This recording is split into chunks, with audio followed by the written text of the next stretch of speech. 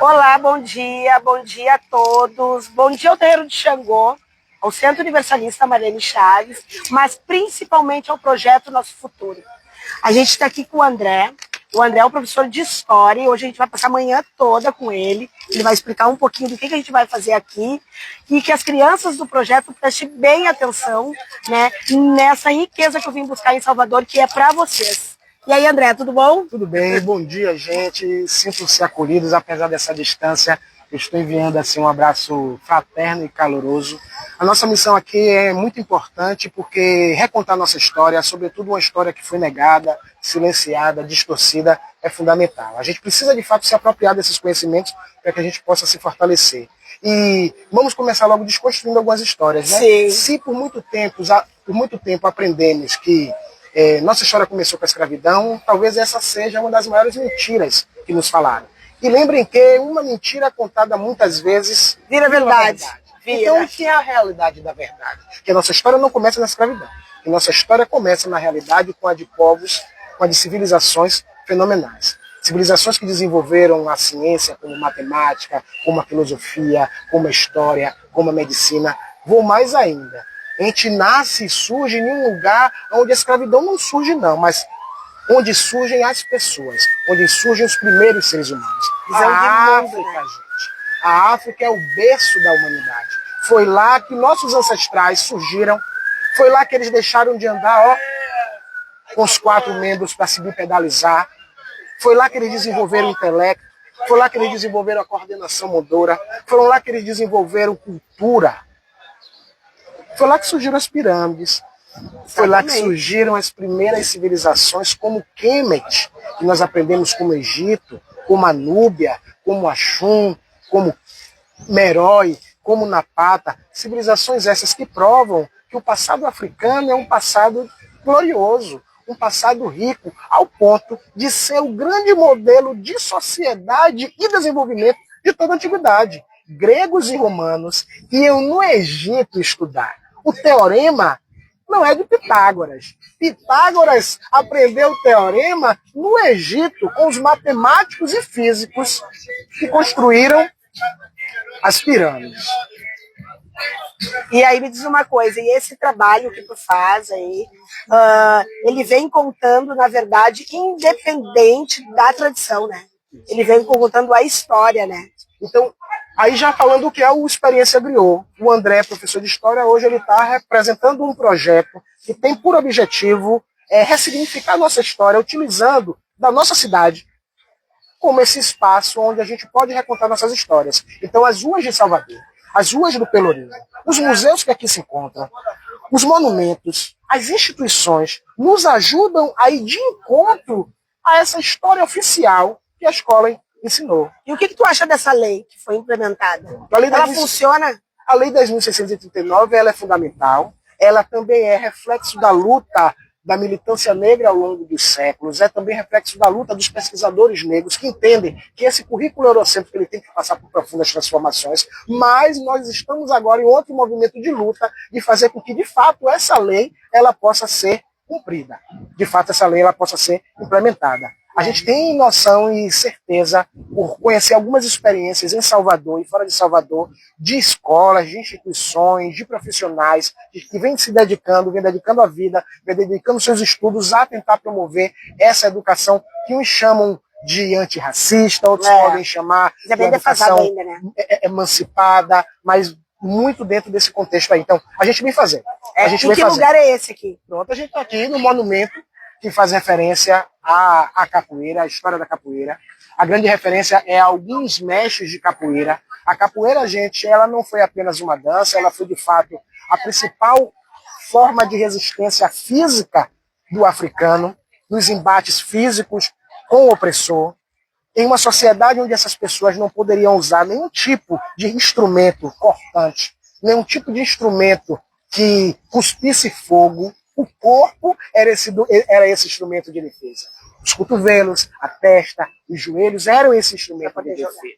Então a capoeira não só é uma ferramenta dessa população negra na luta pela liberdade, né, lutando mesmo para se ver livre do algoz e fugir, como Essa capoeira é utilizada de forma estratégica por essa população negra quando ela precisa negociar espaços de liberdade, a sua compra de alforria.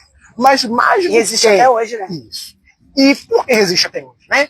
Que a senhora traz é fundamental. Existe porque, além de ser uma luta, ela também é um espaço de ressignificação de espaços civilizatórios, né? Onde você reafirma e confronta princípios civilizatórios diferentes. Então, se você está numa sociedade machista, patriarcal, onde o mais velho não tem voz, não tem vez, é descartado, onde as crianças também elas são deixadas à margem, onde a mulher não ascende a nenhum tipo de hierarquia política, econômica, Excluída, né? excluída, e você coloca em uma estrutura de uma completamente oposta, onde a mulher tem espaço de igual com o homem, onde a música ela é preponderante, onde quem veio primeiro é que tem que ser primeiro ouvido. Tá certo. Onde todas a hierarquia do mais velho, daquele que viveu mais, daquele que ouviu mais. É um espaço onde uma importante tradição africana se ressignifica, que é a tradição oral. A gente falar da roda de capoeira, a gente falar já de uma perspectiva coletiva. Os capoeiristas não ficam enfileirados. Os capoeiristas roda, ficam né? Um ao lado do outro, em roda. É a mesma ideia do Ubuntu. Nós somos... Eu sou o que nós somos. Exatamente. E me diz uma coisa aí na tua visão, antes da gente chegar aqui, eu tinha falado, do papel da mulher nessa história toda. A mulher, geralmente, eu nem sempre comecei as caminhadas aqui. O Monumento a Maria Filipa, que é o nosso próximo ponto, Eu quero lá conhecer esse lugar. ele foi inaugurado em 2022, mas eu sempre comecei a caminhada na Cidade Alta. Mas depois do Monumento a Maria Filipa, eu entendo que de todas essas histórias negras não contadas, distorcidas, silenciadas, a da mulher negra ela ainda é mais silenciada desse processo. E isso acaba se contraponto com, de fato, o que foi a história da mulher negra. Sim. Né? Ou seja, se a mulher já era difícil, né? E negra... Ainda mais nessa sociedade escravista, numa sociedade exatamente. patriarcal. E aí o que é que ocorre aqui nessa sociedade? Um choque. Um choque de uma sociedade patriarcal que se defronta com mulheres que vêm de uma outra experiência de sociabilidade. Experiências de sociabilidades essas, que vêm do continente africano, onde essas mulheres já trazem todo um conjunto de autonomias. Essas mulheres elas já são protagonistas dentro do mercado. Você vai entre os antigos povos iorubás, por exemplo, as mulheres são as mercadoras. Você vai no Benin, por exemplo... São as articuladoras, né? Muito bem, você vai no Benin, por exemplo, e você encontra instituições onde só existem mulheres, como a Guelé 10, né? E aí você vê aqui uma irmandade em Cachoeira, que é a Irmandade da Boa Morte, só feminina, ou seja, essa mulher já traz esse protagonismo. E aí dois elementos históricos que remontam ao passado longínquo são fundamentais. A mulher como aquela que gera vida. O reconhecimento que os povos africanos vão dar à mulher como a geradora da vida. Sabe, André, que eu pratico muito essa questão do estudo dentro do meu terreiro. A gente tem um projeto lá, como eu já tinha te falado, de mais ou menos crianças, 40 crianças, dos bebês aos jovens, e eu sempre estou batendo muito na tecla que a gente precisa estudar para a gente falar sobre nós. Costumo dizer que a minha história eu mesma conto. Qual é a tua visão como professor de história para essas crianças do projeto? Qual é a ideia? Tu acha realmente que só o estudo, que eu acredito nisso, mas o que tu acredita? Que só o estudo pode nos salvar e nos libertar?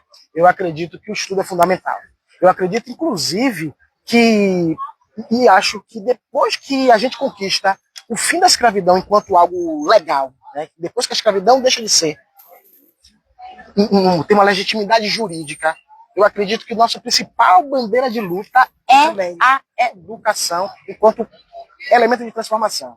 A grande questão é como a gente fazer essa educação. Exatamente. O que a gente precisa aprender, garotada, sobre a gente, sobre a nossa história. Quem somos, né? Quem somos. E a nossa história é linda, é bela. Nossa história é de reis, nossa história tem rainhas, nossa história tem inventores. As primeiras universidades do planeta, gente, são e surgiram em África. Filosofia, medicina, Kemet, que a gente conhece na escola como Egito, é um lugar do surgimento das principais teorias no campo da química. Como é que você mumifica alguém, gente? Como é que você faz uma múmia sem conhecer de química? É verdade. Aí você constrói uma pirâmide sem conhecer de física e de matemática, de geometria, que é uma disciplina que a gente estuda na escola. E qual é a tua visão na questão do apagamento?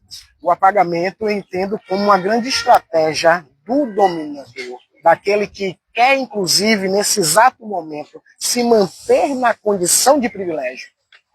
Né? Tem um pensador do Senegal chamado Diop, Cheikh Anta Diop, que ele fala assim, que a gente precisa conhecer a história dos outros, mas que antes de conhecer a história dos outros, a gente precisa conhecer a nossa própria história. Sim. Porque um povo que não conhece a sua história, ele é frágil e desunido. E alguém vai falar, né? Pela gente. Justamente. Então, assim, é fundamental a gente ouvir, procurar conhecer nossa história e, se possível, conhecer a nossa história sendo contada pela gente. Exatamente. Eu costumo dizer, Débora, que a minha história é a mesma conta. E é isso, gente. Quem está nos acompanhando agora, que foi entrando aí ao longo da live, aqui a gente está com o André, que é historiador. André Halsar. Parte da experiência griot aqui em Salvador. Nós estamos frente ao movimento de capoeiristas, aqui bem no centro histórico de Salvador. Isso é letramento racial. Exatamente. E a gente está deixando aí compartilhando a viagem com vocês. Vai ser lindo, depois a gente vai fazer vários packzinhos, a Dói vai fazer para nós. Gente, é isso, né? Eu acredito que antes de levantar uma bandeira, né? Eu sou contra essas bandeiras, mas, né, a gente tá sempre aí levantando a bandeira do racismo, contra a intolerância. Mas assim, vamos estudar, vamos saber nos posicionar, vamos aprender a ler para nós falar por nós. Porque senão sempre vai vir o outro. E quando eu falo do outro, não falo somente do branco. Eu falo do apagamento que estão fazendo na nossa história. Né? Então, André, muito obrigada pelo teu carinho. A gente vai deixar vocês aqui, porque a gente tem muita coisa legal pra gente aprender e depois a gente volta, tá bom? É afuturismo, André. Afuturismo, experiência griot. Pro projeto Nosso Futuro e pro Ponto de Cultura Marlene Chaves. Eu acho que Marcos Garvey, eu acho que essa frase de Garvey ela é muito forte, sobretudo pra gente que vê desse apagamento da história, né? O que Garvey falava? Ele falava que um povo sem conhecimento da sua história, da sua cultura e da sua origem é como uma árvore sem raízes. Uma árvore sem raízes, ela não fica de pé. Se passa uma ventania, ela cai. Então a gente precisa reconstruir nossas raízes e a reconstrução dessas raízes perpassa pelo apropriamento, pela apropriação da nossa história. É isso aí. Ai, que lindo. Vamos? A gente pode ir lá no Maria Filipe, porque brincando, já são 10 horas. Vamos lá. Eu geralmente faço as caminhadas e o tempo não dá conta, viu, gente? Porque sim, a gente vai se empolgando, a gente também não tem como correr, né? A gente vai conversando e aí... Que lindo aqui, né? Nossa, eu fico impressionada aqui em Salvador, como tem ladeira, né? Meu Deus! A geografia de Salvador foi uma das grandes justificativas para a escolha de Salvador, né?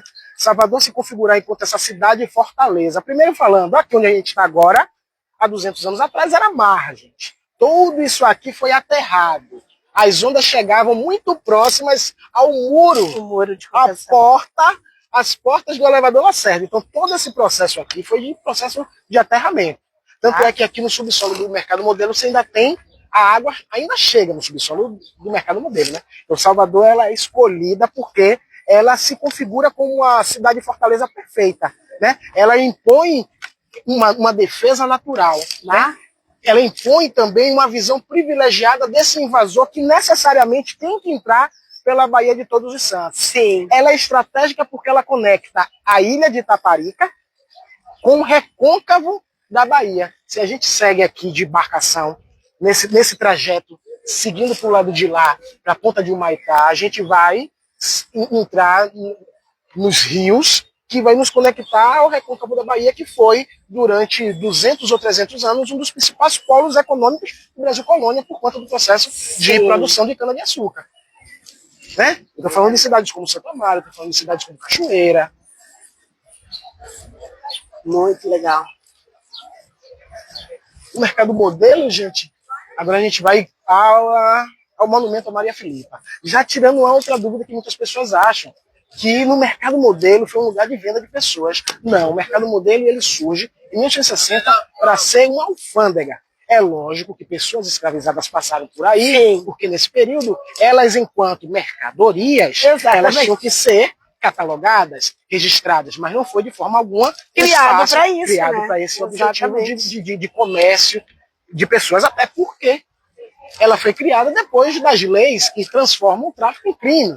Né? 1831, e o Bill Aberdeen é a primeira grande lei que transforma o comércio num crime.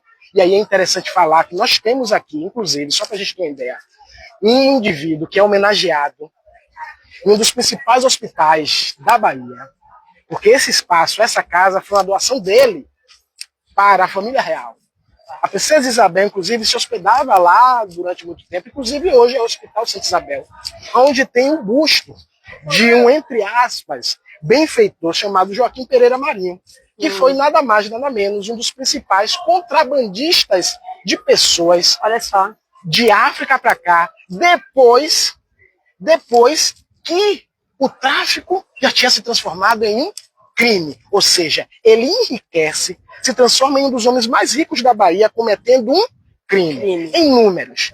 Depois que o tráfico se transforma em crime, aproximadamente 2 milhões de africanos desembarcam de forma ilegal. gente, 2 milhões é muita coisa. De forma ilegal. Vocês querem tirar uma foto? Olha o que eu falei. Olha como ele fica abandonado. Inclusive agora, por conta do sol, os moradores de rua não se apropriaram do espaço, mas o espaço fica apropriado pelos moradores de rua. Eu estou falando assim, por que não está em outro espaço onde tem um policiamento? Sim. Muitas pessoas nem se aproximam. O turista tradicional, ele nem se aproxima. Outra vez eu vi aqui e não percebi. E às vezes por medo.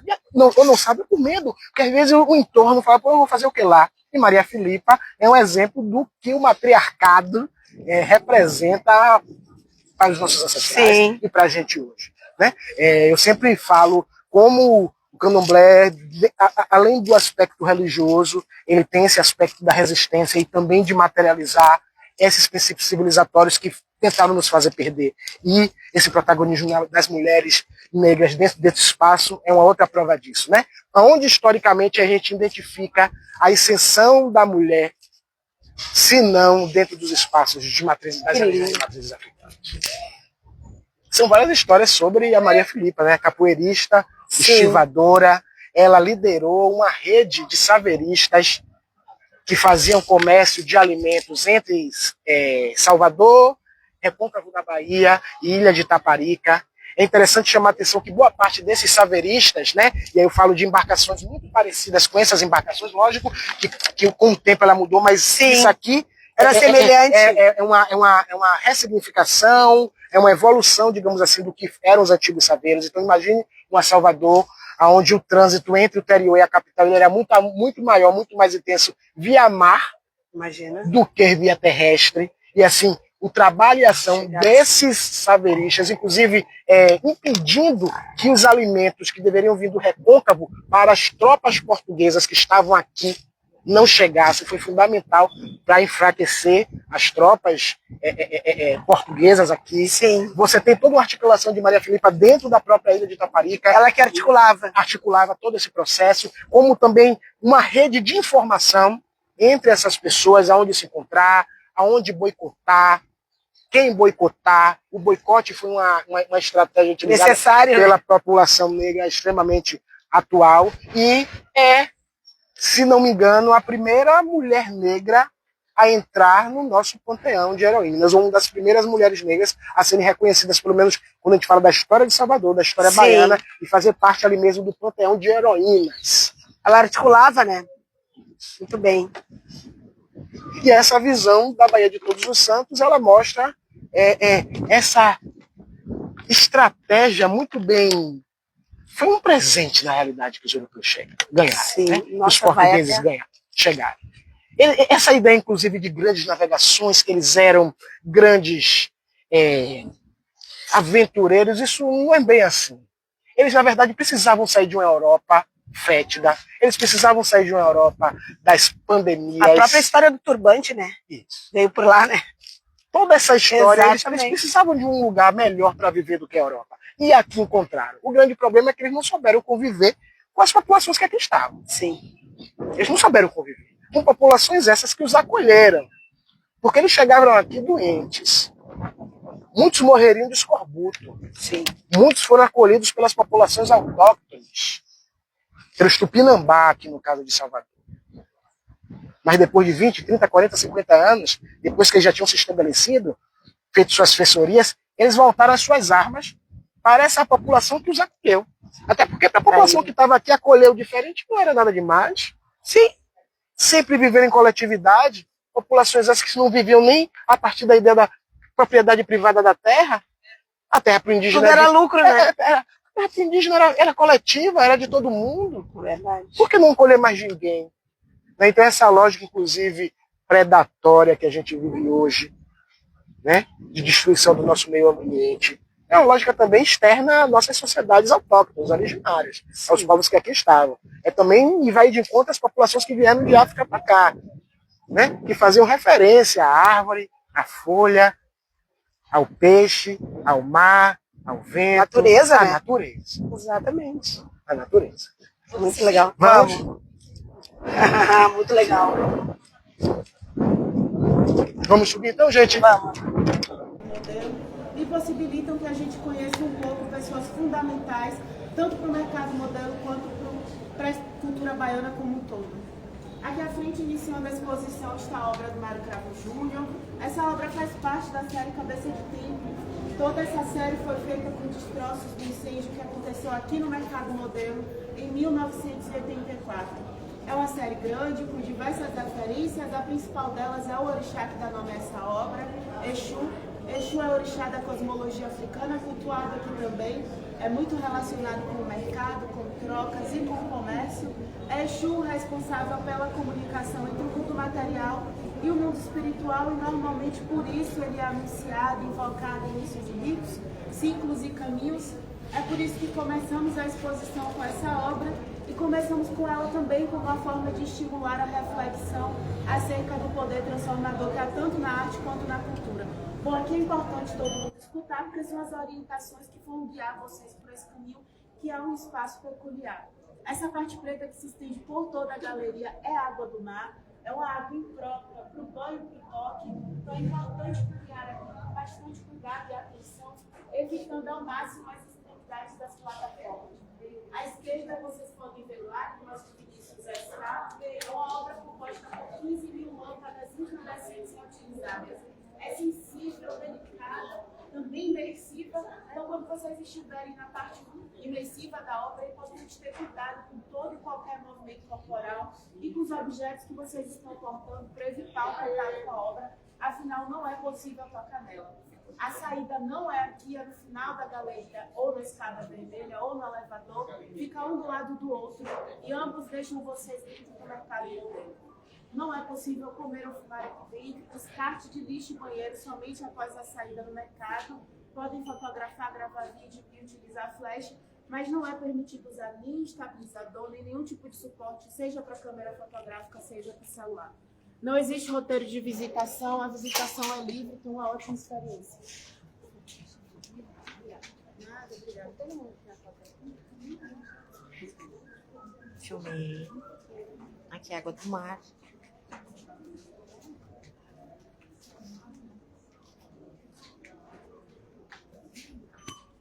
A gente tá no porão aqui.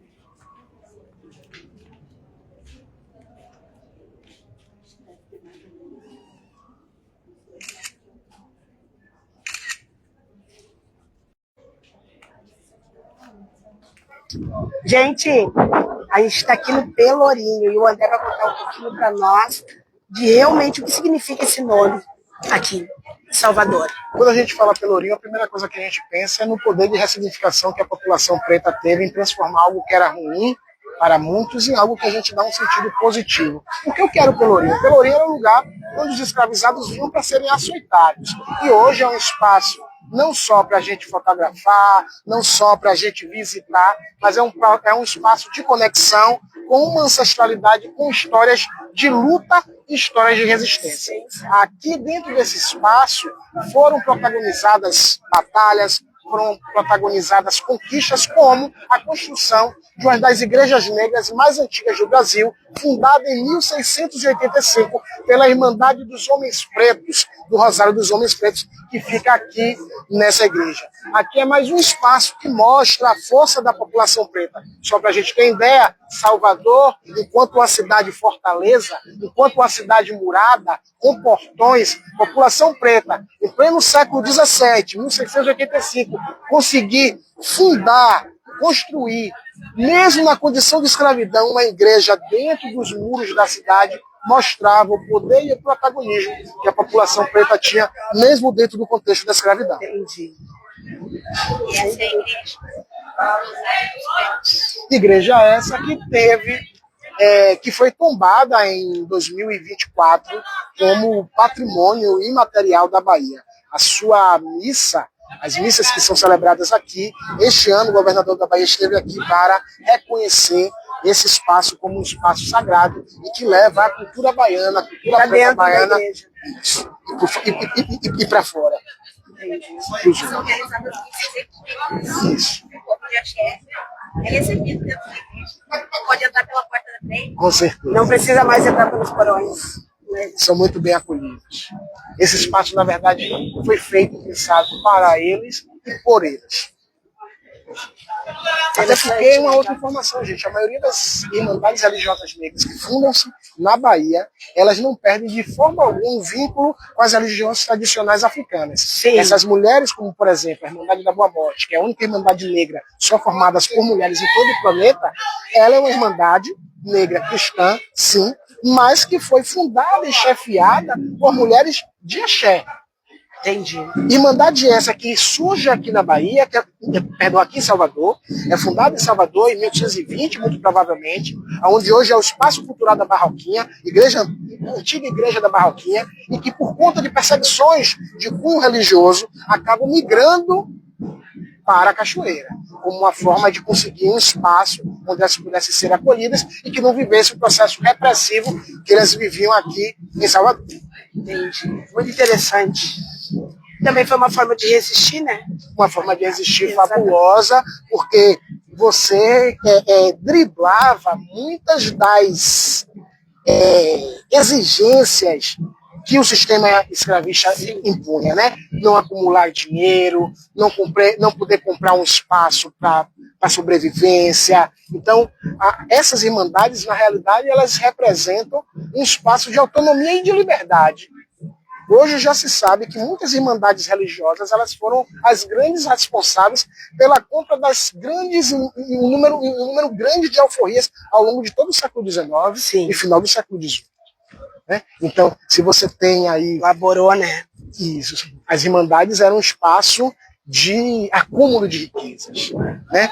Dentro da perspectiva da riqueza que poderia ser acumulada. Gente, agora eu estou tendo essa surpresa. É a primeira vez que eu chego ao Centro Histórico e a Casa do Benin não está aberta. Fechada. Fechada. É a primeira vez. Deve estar E o que é a Casa do Benin? A Casa do Benin foi um espaço pensado como um ambiente de intercâmbio entre beninenses e baianos pela forte ligação entre Benin e Bahia. Uhum. Você tem um número imenso de africanos que embarcam, inclusive, pelos portos do Benin. Né? Antigo reino do Daomé. Sim. Hoje que a gente conhece por Benin, era o antigo reino, o reino do Daomé, que no final do século XVIII e durante o século XIX vinha um número imenso de pessoas. No século XX, a casa é fundada e construída com o objetivo de trazer africanos para estudarem nas universidades baianas e que eles pudessem ficar hospedados aí. Por questões políticas, esse processo de fazer com que a Casa do Benin fosse um espaço de recebimento de estudantes, ele acaba não dando certo, porque não existia nem condições de manter esses jovens aqui com alimentação, com moradia, com toda a estrutura, mas acaba se transformando em um museu que faz referência, né, à arte africana, mais precisamente das etnias que vivem ou que viveram hoje no atual Benin e que serve para a gente fazer esse processo de intercâmbio e de conexão. Aqui ocorrem, geralmente, ao longo do ano, várias oficinas relacionadas às diversas temáticas africanas, na arte, poesia, amostras fotográficas, oficinas de culinária preta, com pratos específicos de afrochefs que vêm ministrar essas oficinas dentro da Casa do Bem. Cultura, né? Isso. Muito interessante. Bacana. E quando a gente fala dessa Salvador que era murada, em que eu disse que tinham muros e portões, essa região aqui, que a gente vê aqui, que vai ligar, né? Essa rua que desce para a Cidade Baixa, descendo aí, chega na Cidade Baixa, aqui nessas imediações a gente tinha muros e um grande, imenso portão que vai funcionar e que vai se manter de pé até o final do século XVIII. Depois derrubar. E eu sempre digo, vamos derrubar os muros, hein? Vamos derrubar os muros. Construir as pontes. É isso aí mesmo. Que lindo, né, Joy? Nossa. Subindo Santo Antônio Além do Carmo, justamente porque aqui tinham as portas, e é o Santo Antônio Além do Carmo, porque ele ficava além das portas do Carmo.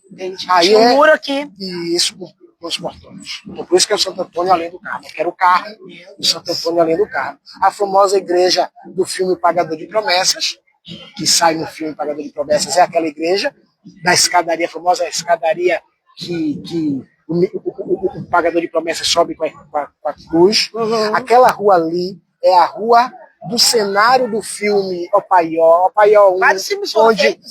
onde tinha o Badineuzão. Sim. O Badineuzão é ali naquela rua. Naquela rua ali. Muito show, né? Muito lindo. É isso aí, gente. Então, assim, a gente está quase encerrando, né, essa parte com o professor de História. Vale muito a pena. Para o Terreiro de Xangô, para o Ponto de Cultura Marlene Chaves.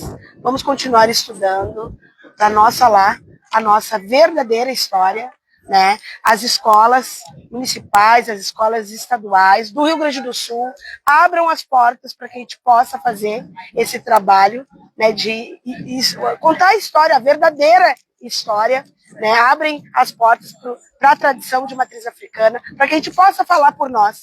Esse é o recado que eu deixo ao Terreiro de Xangô. Continue estudando muito, porque tem só uma coisa que ninguém tira de nós, é o conhecimento. E depois, mais tarde, a gente vai estar no Rio Vermelho, com a Casa Branca, com a Mãe Neuza, com a Quetsenhá, e a gente volta com vocês aí, tá bom? Só para finalizar, agradecer essa oportunidade de troca, foi um imenso prazer e gratidão poder fazer esse processo de troca, já que a gente teve amanhã de um bate-papo de história, tem um provérbio africano, um provérbio iorubá que fala assim, que Exu matou ontem um pássaro com a pedra que só jogou hoje. Verdade. Obrigada, Axé. Muito show, muito legal. Muito bacana.